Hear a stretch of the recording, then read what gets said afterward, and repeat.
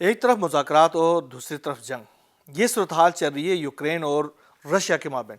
गुज़श्ता दिनों यूक्रेन की जानिब से जो बड़े पैमाने पर हमले किए गए थे रशिया के ऊपर, जिसमें रशिया के यूक्रेन की जानिब से ये दावा किया गया कि रशिया के 40 से ज़ायद जो जो एटमी बमबार तैयारे जो हैं वो तबाह कर दिए गए। बहुत बड़ी डेवलपमेंट थी, रशिया की जानिब से भी उसकी तस्दीक की गई और उसमें अपने नुकसानात का भी उन्होंने एतराफ़ कर लिया कि उनको नुकसानात पहुँचे हैं, लेकिन जानी नुकसानात के हवाले से कहा गया कि जानी नुकसानात नहीं हुए हैं, लेकिन माली नुकसानात का एतराफ़ किया गया, जो कि इंटरनेशनल कम्युनिटी की जानिब से कहा गया कि $7 बिलियन से ज़ायद का रशिया को नुकसान पहुंचा है। लेकिन उसके बाद सदर व्लादिमीर पुतिन बहुत सख्त गुस्से में है। उन्होंने अपने फ़ौजी हुक्काम को हुक्म दिया कि अब यूक्रेन के ऊपर आप हमले कर दें, जिस तरह चाहे आप हमले कर दें। उन्होंने ये भी कहा कि अब व्लादिमीर ज़ेलेंस्की ने अपने लिए मुश्किलात का दरवाज़ा खोल दिया है और इसके साथ जो हमले जो बारिश की गई मिज़ाइलों की यूक्रेन के मुख्तलिफ इलाकों के ऊपर, जिसके नतीजे में अभी तक के जो इतलात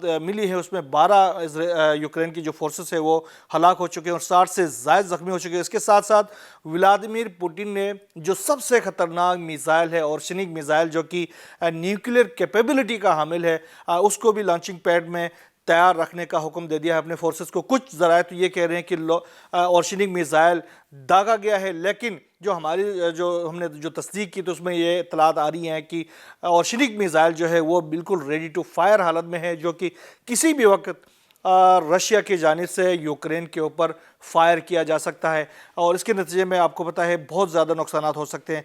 हमारी नज़रें इस तमाम तर सूरत हाल के ऊपर हैं। आने वाले दिनों में रशिया और यूक्रेन की जंग बहुत तेज़ी के साथ ख़तरनाक रुख अख्तियार करती जा रही है। जो भी नई डेवलपमेंट सामने आती रहेगी इंशाल्लाह आपसे शेयर करते रहेंगे।